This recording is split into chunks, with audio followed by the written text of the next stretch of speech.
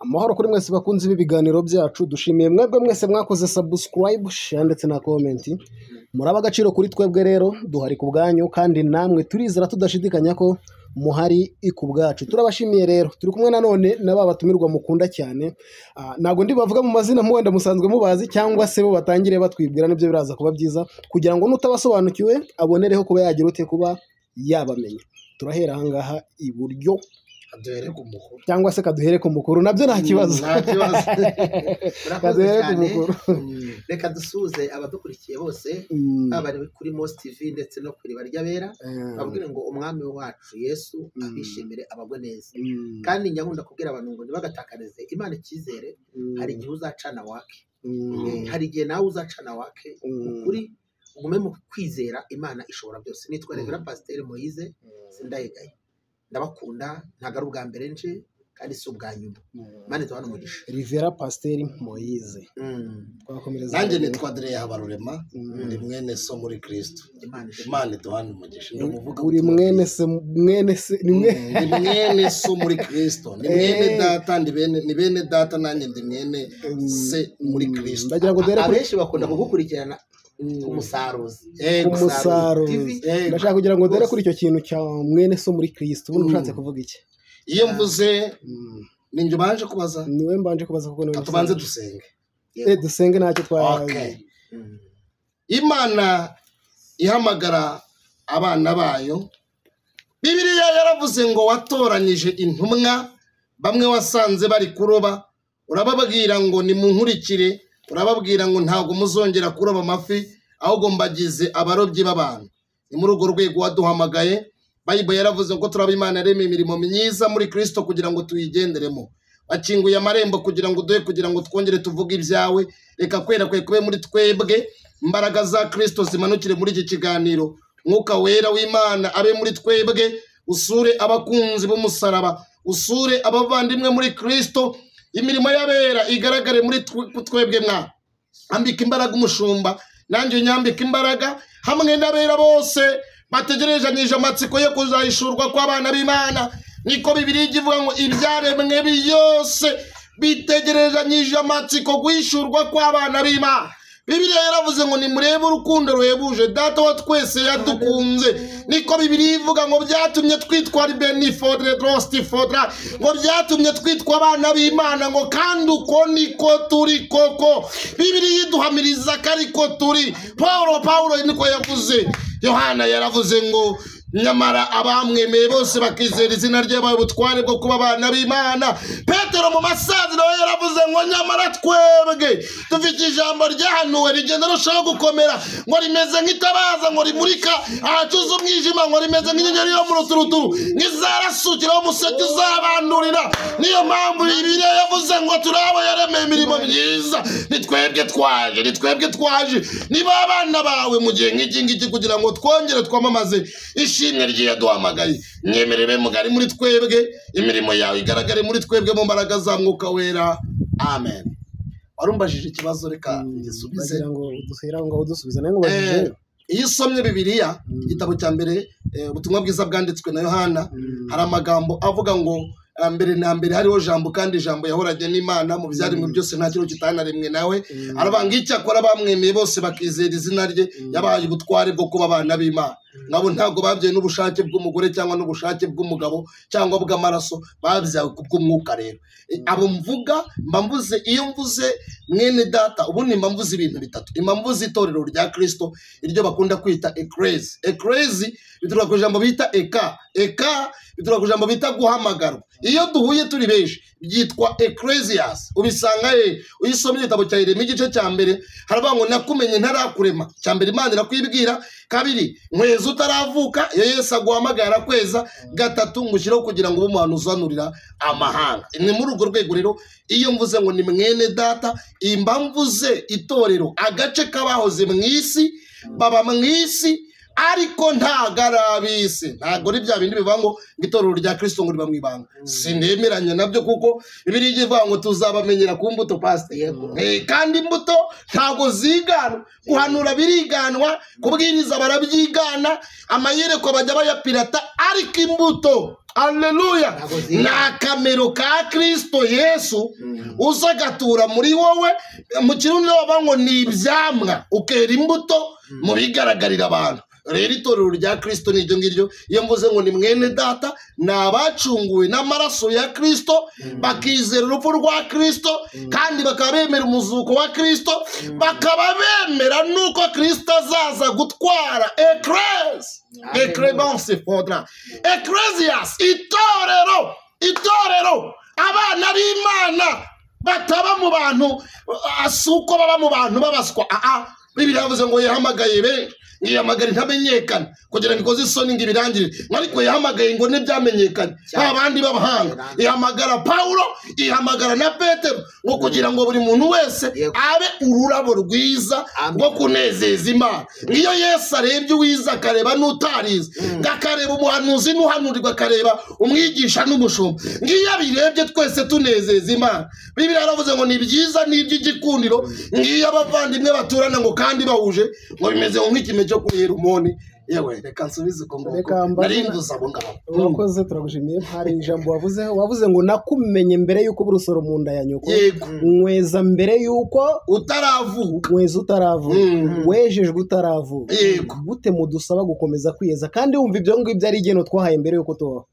Ndahera kuri pasiteri. Urumva yatwejeje mbere yuko tubaho, kandi twezwa n'imirimo y'amaboko yacu, mukongera mukabitwigisha. Ni gute umuntu ashobora kwiyeza ari muzima ariho, kandi bigaragara ko yejejwe mbere yuko agira ute abaho? Urakoze cyane. Ijambo rya mbere urivuze igipande, ndivuze igipande, mwebwe murafasha abakurikirana. Ryavuze ngo nakumenye ntarakurema, nakumenye narakurema, nkweza utaravuka. Dukora iyo analysis. Iri jambo ni rinini, ariko noneho dore icyo Bibiliya ivuze.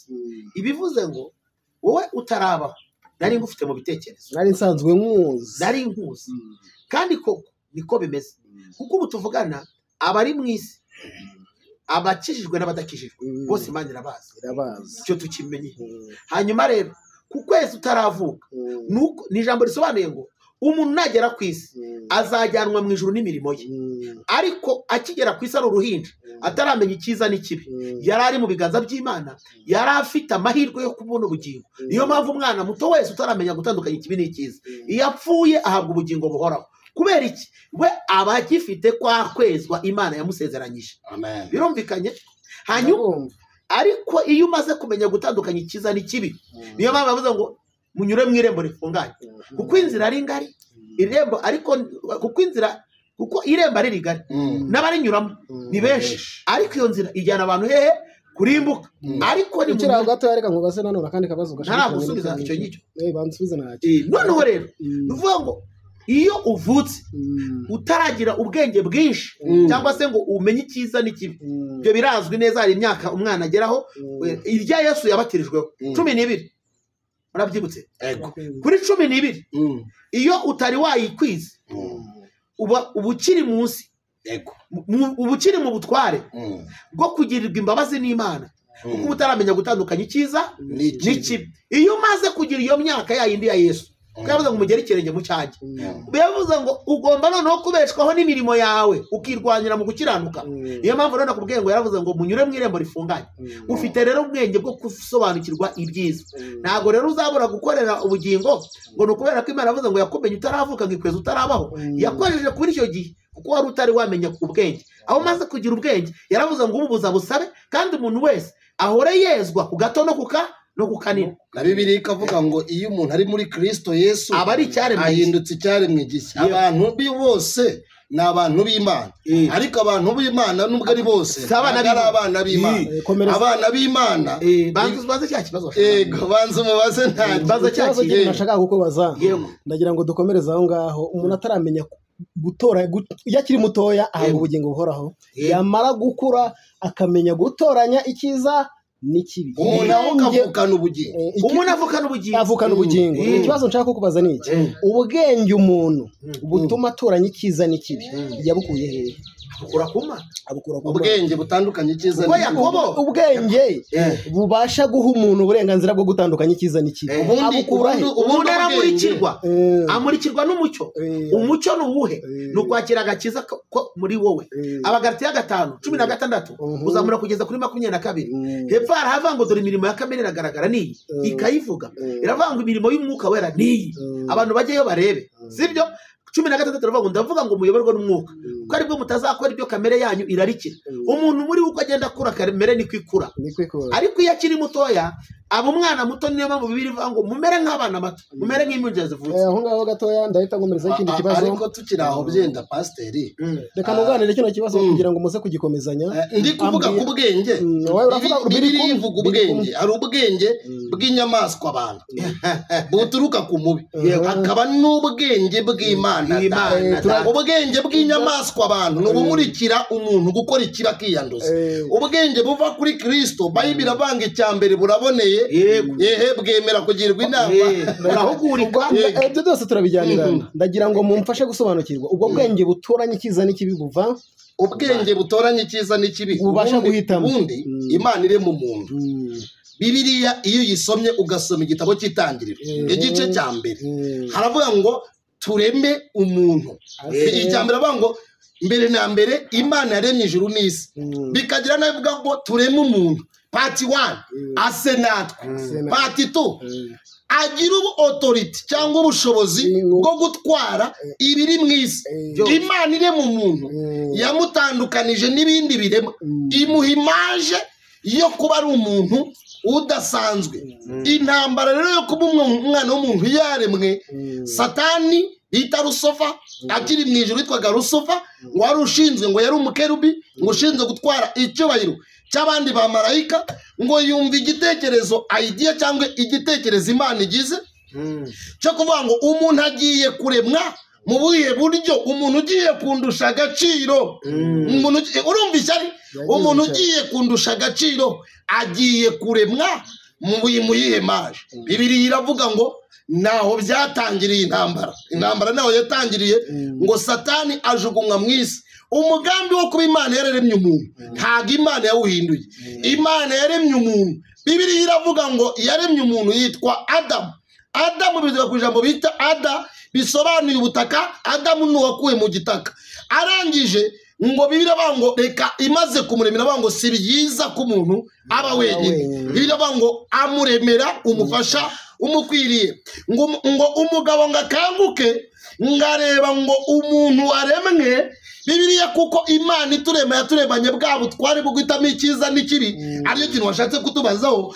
Ngakangutse ngo Adamu ngakanguke ngarere Eva, aravuga ngo ngiyi ni igufwa ryo magufwa yanjye, aka ni akara ko mu mara yanjye, azitwa umugore kuko yakuwe. Ahangaha iyo mageze ndaryoherwa. Azitwa umugore kuko yakuwe mu mugabo. Bivuze ngo umugore ni umugore w'umugabo, n'umugabo nawe ni umugabo kuko afite umugore. Nakara bivuze ngo umugore n'umugabo bundi ni abavandimwe, noneho nkurikira rero ntabahinjira noneho kugira ngo ngere aho ngaho. Bibiliya ni uko nguko bimeze. Imurema yamuhaye authority cyangwa imuha ububasha bwo gutwara ibintu byose. Satani si mwiza, ntiyigeze anezererwa umuntu kugira ngo ubwo bwenge busobanure. Reka manze mvuge ubwo bwenge, nkurikira ko nenda gukomprima ngere kuri ubwo bwenge. Bibiliya umva uko ivuga. Arangije aremye umuntu, Satani agirira ishyari umuntu, arema umuntu. Satani Bibiliya bango yarazereraga. Akantu ashaka kubaza ko n'ubundi kerekeranye nawe, mwambwiye ko uburenganzira bwo gutwara iby'isi umuntu yaburemana. Hari ahandi tubwirwa ko ububasha umuntu agira bwo gutoranya icyiza n'ikibi yabumenye, yamenye ko yambaye ubusa amaze kujya kuri rwa rubuto. Nyine icyo kibazo uragira ngo tuze kubijyana neza. Ubwenge umuntu yahawe n'Imana, ntabwo ubwo bwenge turabugera muri kujya kubasha gutoranya icyiza n'ikibi ari uko amaze kujya ku rubuto. Uragira ngo mu biterane mu bisobanuro nashaka rwa rubuto, narashaka n'ubwenge. Reka tubigere akantu kugira ngo baze gusobanukirwa.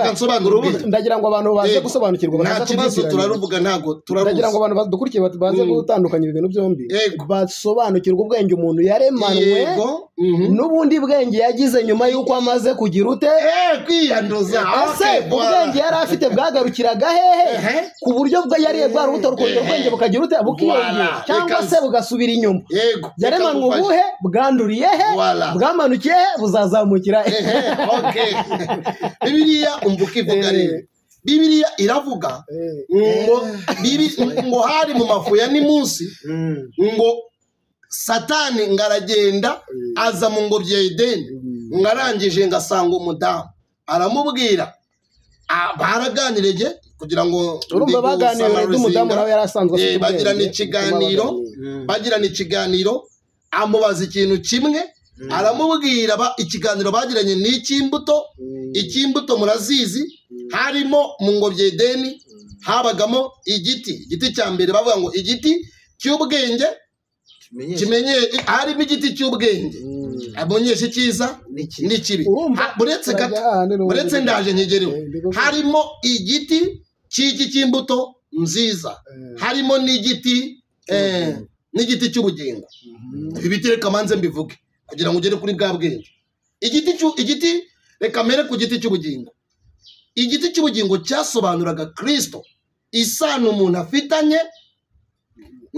n'Imana igiti cy'imbuto nziza cyera imbuto nziza yasobanuraga umuntu kabereyeho kunezeza Imana yera imbuto zikwiriye abihari igiti kimenyesha icyiza n'ikibi aho niho ushaka kubaza rero yasobanuraga Satani urwanya abera b'Imana kuko mw'iyi ngobyi bita agakiza Imana ibashyiramo yarababwiye ngo ibiti byo muri iyi ngobyi ya Edeni byose murabyemerewe Imana ibaha briefing icyo bita amabwiriza irababwira ngo ariko iki giti kuko Imana yabashyizemo ibaha n'icyo giti irakibabwira izi katari cyiza irababwira ngo umunsi mwakiriyeho kino giti kimenyesha ubwiza n'ikibi yego no gupfa muzapfa ngira ngo wabyumvise neza ibi biti nibyo ngibyo ubitandukanye n'abandi bajya banga iki giti ngo cyasobanuraga ngo sexe bya bindi munjya muvuga ngo bya bindi njya numva ari n'abajya kure bakavuga ko Eva ari byo yakoze n'inzoka ariko bitabonerwa kufi yaho byagize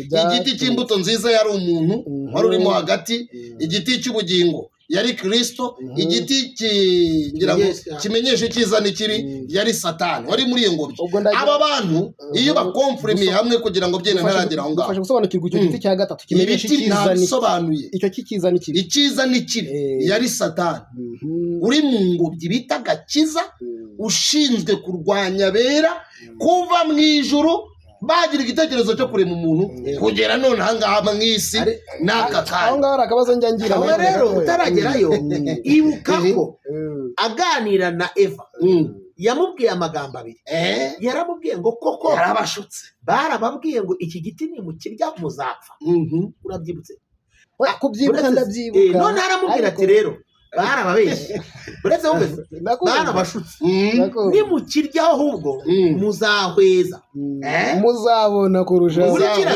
siho washakaga ndabyumva muzahweza noneho mugire ubwenge bwinshi mumere nkayo y'Imana mureme namwe mumere nk'Imana ahubwo noneho ubundi mu buzima bwa buri munsi njya mbwira abantu ngo ibyaha biri ukubiri hari icyaha cy'ubugome bwo kugomera Imana hakaba n'icyaha cy'indahiro ibyo utazasohoza ari nabo aho hahita habonekamo abasezeranye amasezerano barangiza bagakora divorce arizo ngo nta kibazo kibirimo ibyo babimenye ni icyaha kubera ko ni icyaha cy'indahiro none aho ngaho rero niho nshaka gusobanurira ntabwo urahabona igisubizo kandi hari abo uri kubariza ndi kubariza abantu noneho rero urumva Imana reka twibaze iki giti tutari twanakigeraho ngo tukite ko cyari gikomeye ariko bafite indahiro yo kutakirya yego kandi Imana bafite indahiro y'uko Imana abwiye ati ntimwemerewe rwose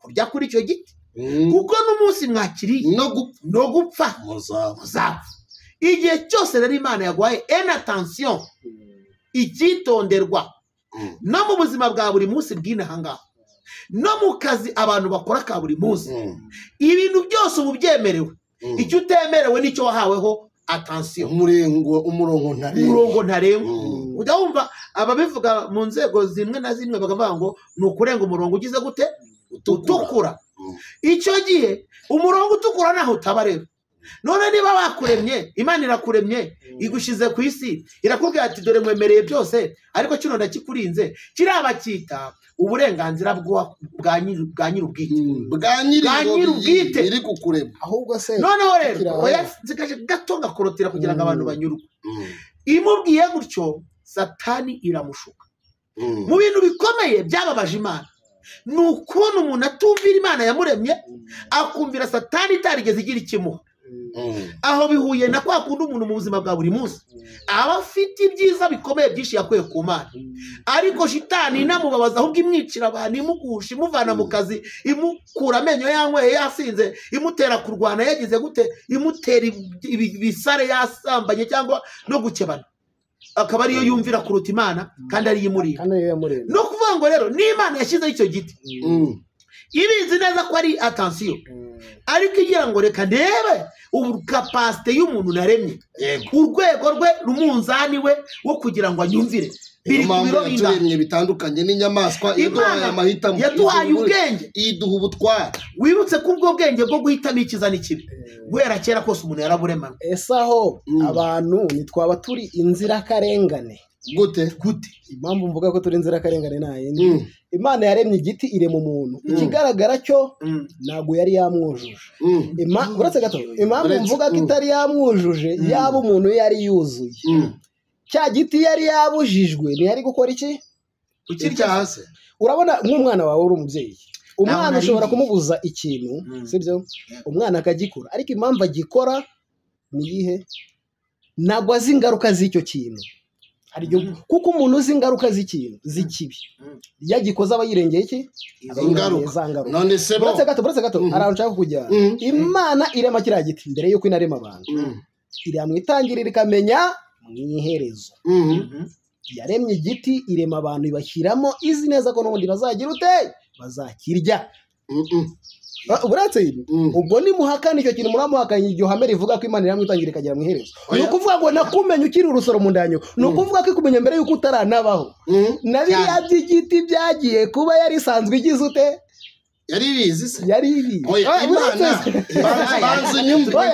tugende muri Bibiliya ni ukuvuga byawe ndababaza banza unyumve Imana iri mu muntu icyambere yamuremanye ubutware ikindi cya kabiri yaramwizera ariko ubwo butware yamuhaye yego hari aho uwo muntu atabashije kugira atagomba kurenga aribyo pasiteri yavugaga kandi mu mabwiriza yahawe yaramubwiye ngo iki giti ntuzakirye nubwo yamuhaye amabwiriza umunsi wakiriye reka ubwo njye impamvu ndi kubabaza gutya ndagira ngo iki giti tukiveho wenda n'abantu bagisobanukiweho neza bamenye impamvu za kiriya giti igiti umuntu yabujijwe kukiryaho Imana yari yakiremye iri mu muntu ireba mwitangirira ikamenya mwihereze igiti kirema nubwo yakibabujije ari izi neza ko none se nkubaze gatoya nanjye nubwo uri kumbaza ari Satani n'Imana ari Satani n'umuntu ibyaremwe mbere n'igiti ari Satani n'umuntu icyaremwe mbere dukurikije ibyo Bibiliya ivuga hari mu muntu mbere kubera yuko hari mu iki Satani niwe waremwe Satani niwe waremwe mbere nyine nanjye nibyo navuze niyo mpamvu icyo giti kubera yuko Satani ibyo bitangirira mu ijuru kandi ubuzima bwa muntu butangirira ku isi bisobanuye ko cy'umuntu nabyo ubuzima nabwo butangira mu ijuru igitekerezo cy'umuntu gitangira mu ijuru sasa rero nuko kwigomeka muvuga ko umuntu yagize ari ku isi urumva ko budatangirira mu isi kuko bwatangiriye hehe kwigomeka se cyangwa se iki ubwo ibyo bimenyesha ikiza n'ibindi n'ibiki byose bitangirira mu ijuru kubera ko Satani yabigize mu ijuru we twavuga ko yari yarabibonye hehe kwigomeka Satani cyangwa se uko gushuka ubundi Satani yigomekeye mu ijuru bwa Satani yigometse kubera umwuka w'ubwibone yari afite agira ishyari bitewe n'igitekerezo cy'uko Imana igiye kurema ikiremwa kizarusha icyubahiro n'agaciro n'ubwenge buriya ngiye nkurikije wenda uko mbyemera umuntu kugira ngo mujye mwihangana ni uko hari ubushobozi uba ufite bujya kungana n'ubwe yego Satani hari ubushobozi afite uburyo afite ububasha bwo guhangana n'Imana ndagusubiza ndagushimiye wenda kugira ngo icyo ngicyo cyane nubwo kinagoranye ni ukuvuga ngo Bibiliya ivuga neza ububasha Satani yari afite cya mbere ngo yari umukerubi ukuriye abandi kuko yarayoboye ibyiciro byinshi ariko rega n'uwa kabiri ku Mana uwa mbere yari Imana uwa mbere yari Imana uwa kabiri yari Satani Luciferi maze perezida na visi perezida ntibenda kunganya ubutwari yayoboraga ibintu perezida yagize byinshi ikibazo visi perezida kenshi urakoze cyane none ndagenda ndabyumva no kwigumura kwe nuko ngo inama y'ubutatu bwera Imana data umwana n'umwuka wera bavuga ngo tureme umuntu Luciferi yababajwe nuko muri ubwo butatu atahawemo invitation y'ubutumire kugira ngo nawe ajye inama y'ukuntu uwo muntu azabaho mu mahame rero ye yumvaga ko nawe ashobora kugira ni ukuvuga ko Satani nawe afite imbaraga cyane azifite zikananiye kukubwira iki ngiki Imana imukura mu ijuru ntiyamwambuye impano icyo yamwambuye cyonyine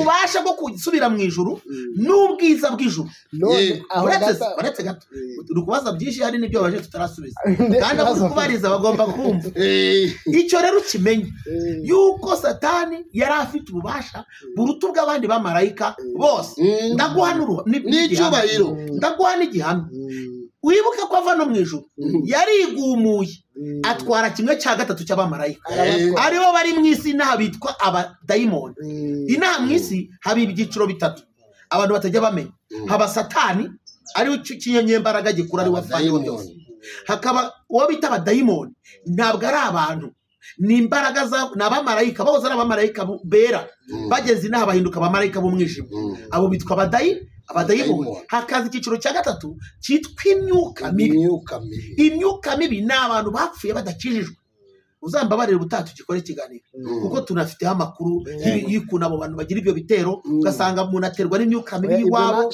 cyangwa ugasanga yatewe n'abadayimoni abantu ntibajya bamenya gusobanukirwa uwatewe n'abadayimoni n'uwatewe n'imyuka mibi mbese ntibashobora bakunda kwita imizimu abazimu rero dayimoni n'umuzimu baratandukanye n'ibintu bibiri bitandukanye narasoza rero oyada ufite ikintu wabarije abantu reka tugisobanure hano muri Yesaya 5 duhereye ku murongo waho wa 3 haravuga ngo yemwe baturage b'i Yerusalemu nimudukize yemwe baturage b'i Yerusalemu mwe namwe bagabo b'Uyuda nimudukize jyewe n'uruzabibu rwanjye ikintu nari nkwiriye gukorera uruzabibu rwanjye nasize ni iki ko nari niringiye ko ruzera inzabibu iki cyatumye rwera indibu noneho rero reka mbabwire icyo ngiye gukorera urutoki rwanjye nzasenya uruzitiro rwarwo maze rwonwe rwose senye n'inkike zarwo runyukanyuke kandi nzarurimbura ntiruzicirwa ntiruzahingirwa ahubwo nzarumaraho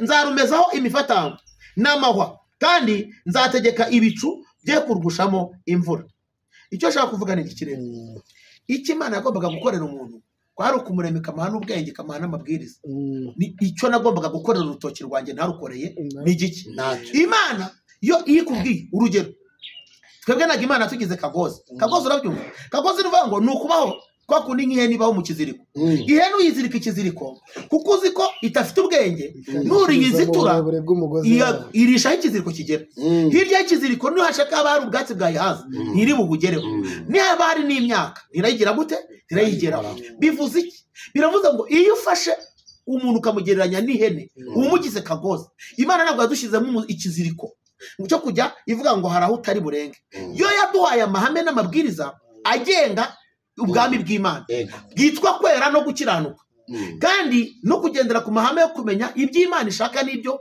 yanga nanga ibi nkunda ibi kandi mu buzima bwawe bwa buri munsi niba uri umugabo mu rugo urugo rutagira amahame rurapfa igihe cyose uri umugabo mu rugo uravuga ati iwanjye nta muntu wemerewe kwinjira n'umuntu utabira amahame ubwe nawe arasenyuka birarangira ni ukuvuga ngo rero Imana yo ntabwo yatugize kagozi ngo ivuga ati nzabazirikisha ikiziriko ahubwo yaravuze ngo kuko nabahaye ubwenge bagomba gushungura bakabimenya nk'uko nawe ubu tuvugana impamvu utagwa mu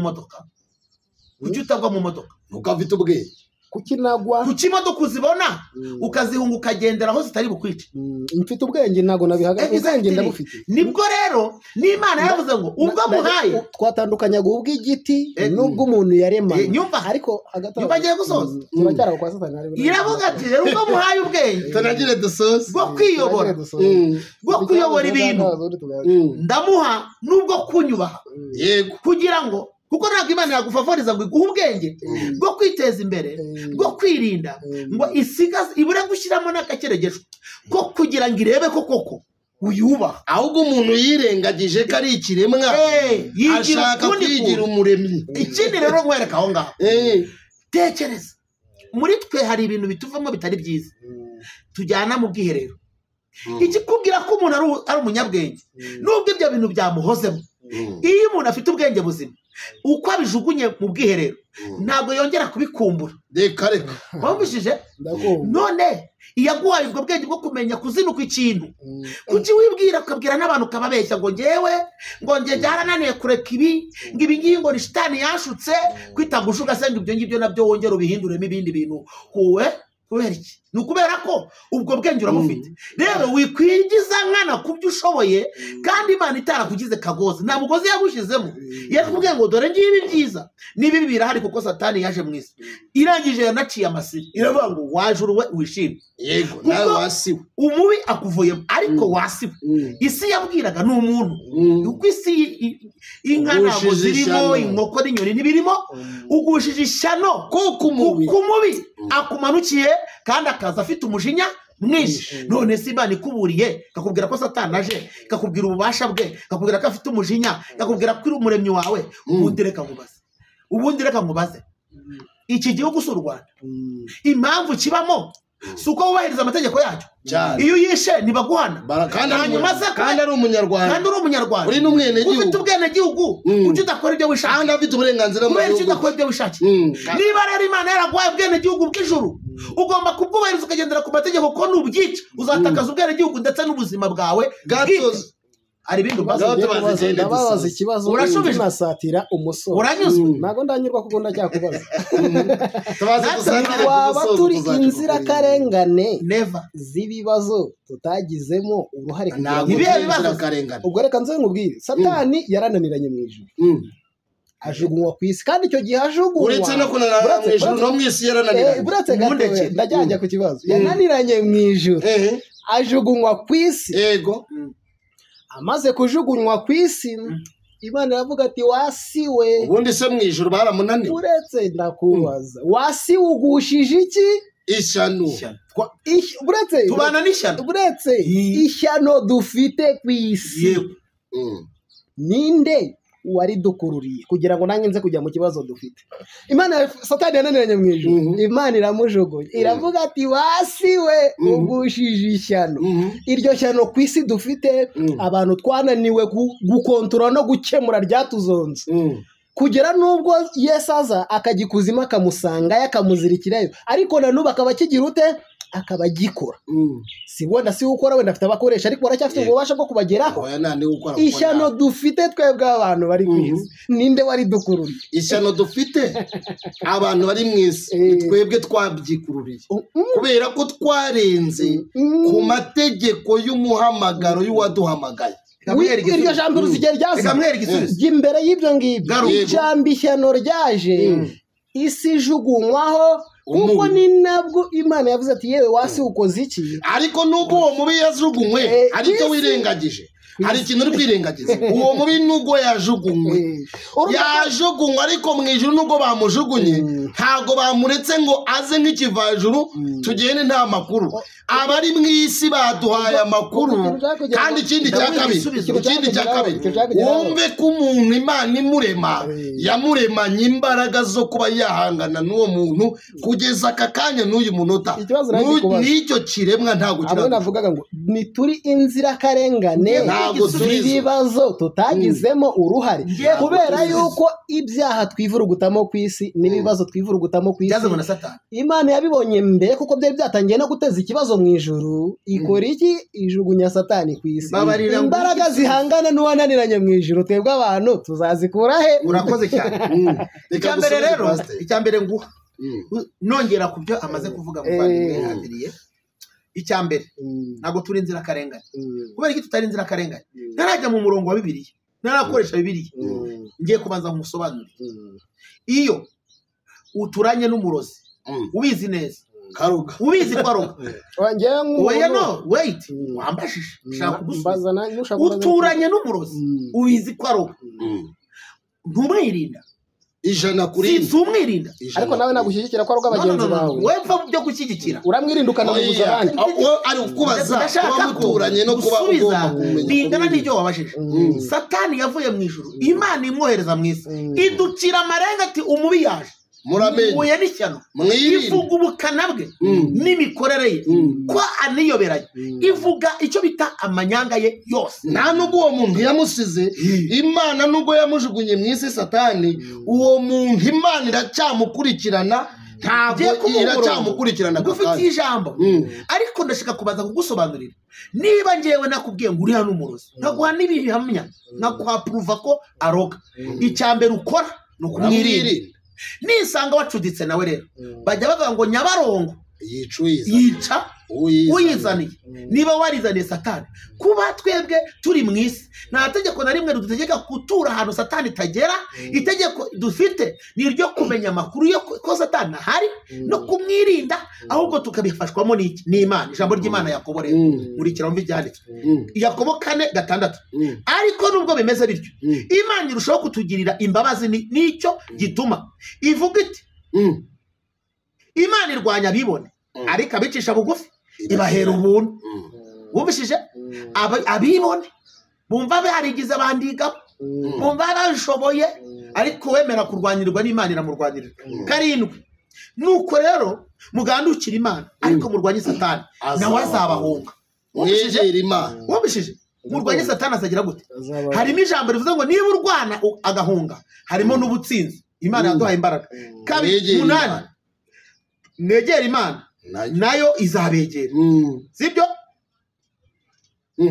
yemwe banyabyaha mwe ni mukarabe namwe ab'imitima ibiri ni mwiyeze imitima mubabare muboroge murire urumva murire ubundi byuzura ko umurongo wa 8 mwegera Imana ibi twege byanyu bihinduke kuboroga urumva rero Bibiliya hari nandi vuga ngo uwitamararira abapfuye hagaze none reka nkubaze reka nkubaze ko wowe uri umugabo ukaba ufite urugo sibyo urugo rwawe uba warafuze ngo uzarukorera kuki iyo ubyaye umwana nawe umuha imirimo azakora ukavuga ati wa mwana we ni ukugira ngo azabe umugabo wanyumvishije ni ukuvuga ngo rero n'Imana nubwo yaremye urugo rwitwa isi n'ijuru kandi kabiri igengesha amategeko yawe yashizemo umwana wayo witwa njyewe nawe iduha imirimo rero ati ntabwo nzabikoreza byinshi ariko muzajya mwikorera ijerekani y'amazi yo kurwanya satani mujye mumena amazi aho yacanye imiriro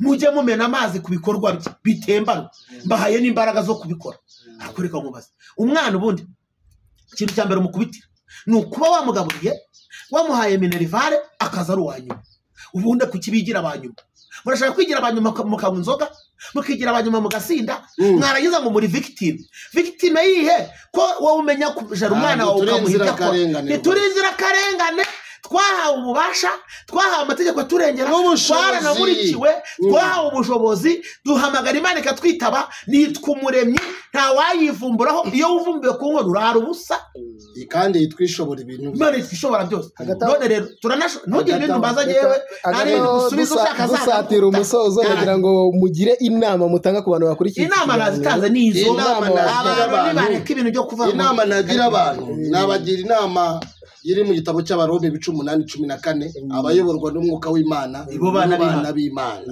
urwandiko ku murongo wa 18 haravuga ngo kandi kubakunda Imana byose hamwe bidufataniza mu kutuzanira ibyiza wasoma 27 abo yamenye kera yarabatoranije abo yatoranije yarabahamagaye nabo yahamagaye yarabatsindishirije abo yatsindije yabaye ubwiza tuvuga iki ubw'Imana iri mu ruhande rwacu umubisha wacu ni iyatanze Kristo izaburite kumuduhana n'ibindi byose iyaduhaye Yesu izaduha no gutsinda satani haleluya iyaduhaye Yesu izaduha no gutsinda urupfu n'icyaha n'inyatsi na karande n'indwara dufite ubushobozi itorero rya Kristo agataho rero dushimiye mwebwe mwese mwadukurikiye kandi tubashimiye ku nkunga yanyu yo gukomeza kudushyigikira muraba agaciro kuri twebwe nimwe dukorera turi kumwe namwe igihe cyose reka dusenge hanyuma ariko tutarasenga iyo tugana ikiganiro nk'iki gikomeye gikangura amarangamutima y'abantu benshi bikadutanga telefone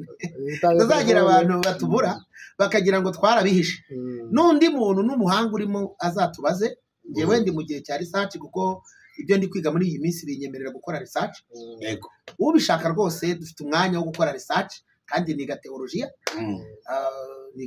kuko nifuza ko ibyo mvuga mbikora bizi bimetiriza nubwo wenda hari icyiciro ndimo ariko hari n'ikindi nifuza kugeramo kuko nicyo bibiri dusaba so rero ngewe numva naza gutanga nimero ariko umuvandimwe abanjije gutanga ize ngewe rwose bazakubwira ubabwire n'uzankenera nawe izajya uzazima nta kibazo ni 8264 hanyuma imbere iyo utari mu Rwanda ushyiraho akamenyetso ko guteranya 25 ugasubiramo iyo mibare nyine 0782346689 nitwa Sindayigaya Moise. Imana iduhe umugisha twese, reka dusenge. Imana turagushimiye, turaguhimbaje kugira neza. Haleluya! Ibambeli fodiki dans son duhamagaye umugisha wawe ngube kuvuga ubakore ku maso ubahumanure maze ubahumura amaso bamenye umuntu wese akurweho imboneranyi amenye icyo ushaka n'icyo umushaka muri gihe nk'iki ngiki. Turasenze kandi kugira ngo ukomeze kwagura abantu bawe, ukomeze kwimana abo Satani yari amaze gufatira, uvane abantu benshi mu mubare w'abarimbuka bashyire mu mubare w'ijuru. Tubisabye twizeye mu izina rya Yesu, amen. Murakoze cyane.